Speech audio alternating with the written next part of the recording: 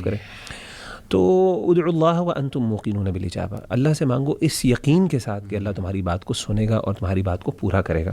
تو یہ ایک کنوکشن، یہ ایک یعنی ایک اسٹرانگ فیلنگ کے ساتھ اللہ کے سامنے پیش ہونا، اور ایسے مائنڈ سیٹ کے ساتھ کہ میں نے اپنے رب سے، جیسے کہ بعض علماء نے یہ بھی کہا نا ہمارے اسلاف میں سے، کہ جب بھی تم اللہ تعالیٰ سے مانگو تو تمہارا انداز جو ہے نا ایک بچے کی طرح کا ہونا چاہیے. یعنی جس طریقے سے ایک بچہ اپنی ماں سے کوئی چیز مانگتا ہے، رو رو کے لگن کے ساتھ پیچھے پڑ جاتا ہے، بالکل اس طریقے سے اللہ سے مانگو اور اللہ دے گا. اللہ تعالیٰ ماؤں سے زیادہ رحم کرنے والا ہے انسان کے اوپر. تو یہ تو ایک فلسفہ ہے. دوسری بات علی بھائی، میں ایک وضاحت کرنا چاہتا ہوں، جیسے میں نے ذکر کیا، یہ بھی ہمارے ہاں بہت زیادہ کنفیوژن ہے. دیکھیے ہمارے دین اسلام کی، اور اس کو ہم اپریشیٹ کرتے ہیں، میں اور آپ بھی کریں گے، کیونکہ ایک زمانے میں ہماری بھی کچھ سوچ اس طرح کی تھی کہ اللہ تعالیٰ اسلام کی نا بہت سے احسانات ہیں ہم پر، اور ایک سب سے بڑا احسان جو اسلام کا ہم پر ہے نا، کہ اسلام نے نا ایک بندے کو ڈائریکٹلی اپنے رب کے ساتھ کنیکٹ کیا.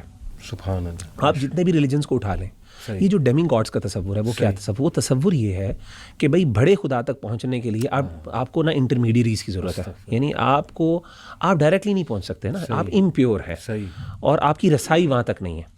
تو اللہ تعالیٰ نے اس پورے فلسفے کا رد کر کے، اور یعنی کیتھولسزم کی بات کر لیں، آپ نے اپنے گناہ کو معاف، یعنی آپ نے، تو اس کے لیے کنفیشن کا کانسیپٹ ہے، پارڈننگ کا پورا کانسیپٹ ہے. آپ نے ایک پریسٹ کے سامنے جانا ہے اور اس کے سامنے بیٹھ کے آپ نے کنفیشن کرنی ہے، وہ پیچھے کھڑکی کے پیچھے بیٹھ کے آپ کہتے ہیں جی میں نے یہ کیا. یعنی ایک انسان کے پاس یہ اختیار ہے کہ وہ آپ کو رب کے ساتھ کنیکٹ کرے گا، آپ نہیں کنیکٹ ہو سکتے. عجیب بات ہے.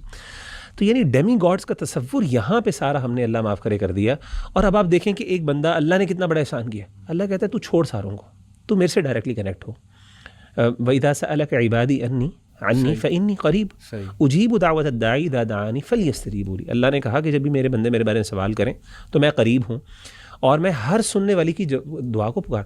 ہر سننے والے کا مطلب یہ ہے کہ جو بندہ بھی پکارے. تو یہاں سے جیسے میں نے آپ کو کہا نا، بہت سے لوگ یہ سمجھتے ہیں کہ شاید اللہ سنتا ہی ایسے شخص کی ہے جو بڑا نیک ہے.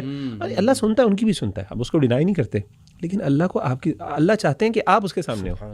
جتنے گناہ گار ہاتھ لے کے آپ اپنے رب کے سامنے پہنچیں گے، اتنی تڑپ آپ کے اندر ہوگی نا. مطلب اب ایک بندہ مومن ہے، وہ آپ کے لیے دعا مانگ رہا ہے، کبھی بھی اس لگن سے شاید اس جذبے کے ساتھ نہیں مانگ سکے گا جس فیلنگ کے ساتھ آپ مانگ رہے ہوں گے. یعنی آپ اللہ کے سامنے ہوں گے، عاجز بھی ہوں گے، آپ کو اپنے گناہ بھی یاد آئیں گے، آپ کو اس میں شرمندگی، ندامت بھی ہوگی. تو اس دعا کے نتیجے میں جہاں پہ اللہ آپ کو ہو سکتا ہے بہت سی چیزیں عطا کریں، وہاں پہ آپ کے گناہوں کی جو معافی ہو رہی ہے وہ کیا چیز ہے؟